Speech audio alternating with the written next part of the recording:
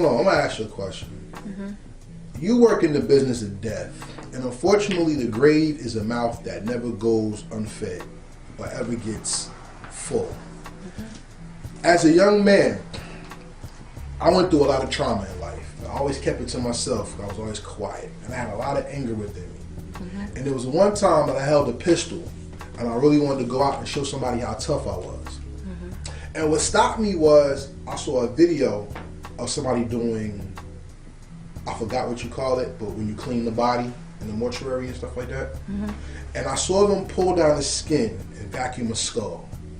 And I saw them open somebody out. And I heard them actually put the tubes and fill them with embalming fluid.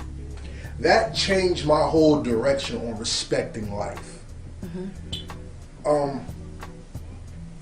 It also showed me that the spirit and the personality does not come from your inside. It comes from somewhere totally different that you can't even possibly understand. I have a question to ask you that's kind of compounded. It's like a 3-part question. Okay.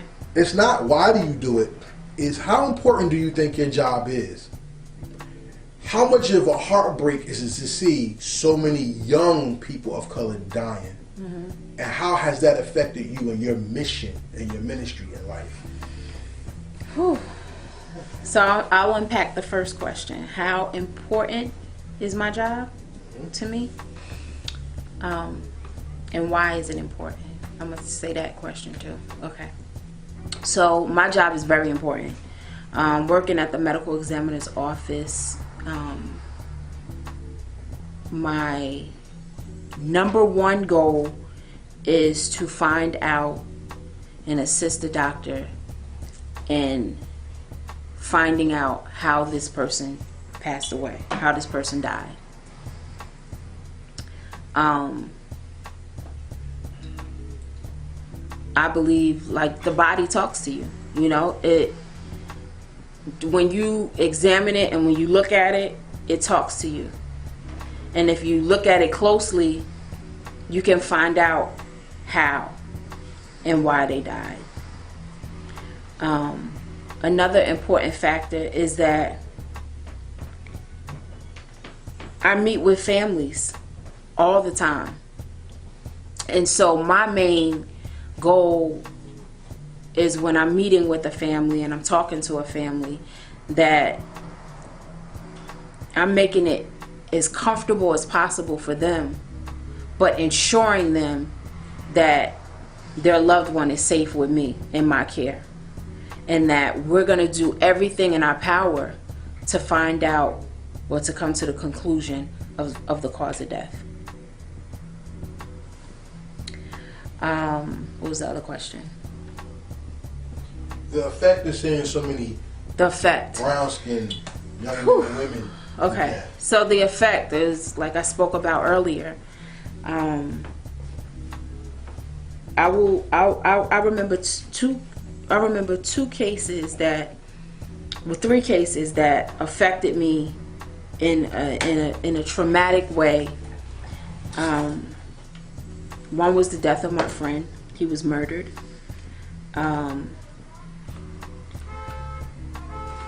Two was the Fahim Williams case, and I worked with Dr. Biden on that case. And if anybody knows that case, like that case was cannot remember how old he was. I think he was 7 or 9. He was a twin, and he had been found in a storage bin in the basement.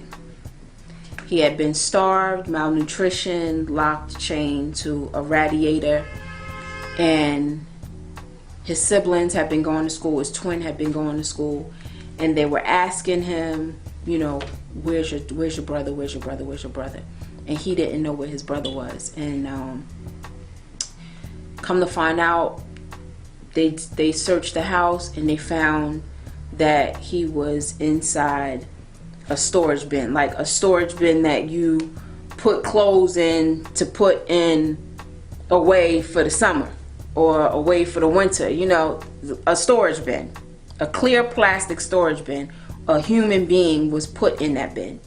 And so when we opened it, it was nothing. It was a skeleton. It was like skin and bones. And to think that somebody can actually, starve a child to death and treat a child so inhumane after they entrusted you in their care. They went from having a mother and a father to being taken away and put in foster care to being adopted, and for them to be in that custody of somebody that you think is going to care for them winds up killing them. It's just, that really bothered me. Not even I'm not even talking about, how many deaths we have on black crime. Now it's, police officers killing our black men, unarmed black men. But the times that I was at the medical examiner's office in Essex County, those are some of the cases that I saw. One case that sticks out to me is a 9-year-old girl. I remember, I could picture her face like it was like yesterday. A 9-year-old girl that was left in the care of the mother's boyfriend, and she had got home and he had bashed her head through the fish tank, sexually abused her, sodomized her, raped her. 9 years old. Like, the girl came in with 2 pigtails. She was a little girl. And those things stick out in my head. The case where the 4 teenagers were brutally murdered in Ivy Hill one summer.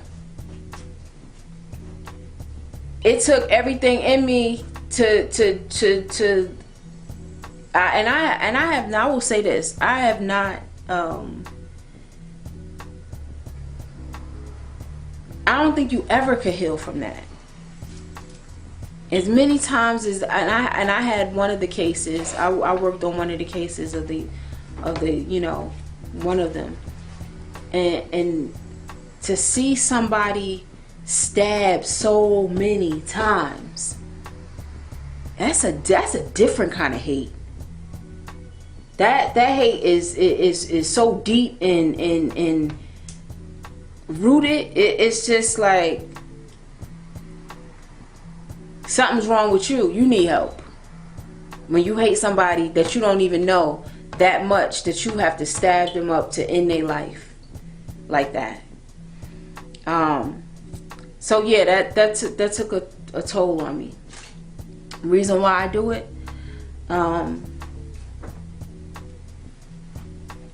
because I feel like I started this off with, that's my ministry. I feel like when you take on a position or when you take on a job, you need to be able to work that job, enjoy that job, love that job to the point where if you didn't even get paid to do it, you would still want to do it. And I know it probably sounds sick, but I enjoy what I do. And I enjoy what I do from the aspect of helping families out to find out why their loved ones passed away. It was maybe last year, a ER doctor came to me. She lost her sister. Her sister was sick in the hospital, but she wasn't sick for that long. She lost her sister. She had went to go see her, and the next day she had just died. Now this is an ER doctor who sees death every single day on a daily basis. But to see her sister lying there, deceased, she couldn't keep it together. And I do something that most people would say, you know, is disrespectful. You shouldn't do that. I told her, I said, I'm gonna tell you this. I said, nobody could tell you how long to grieve. Nobody could tell you how to grieve. I said, but if you'll allow me to say a prayer with you and to hold your hand and to hug you, I said, I'll do that for you. And when I tell you, I prayed the most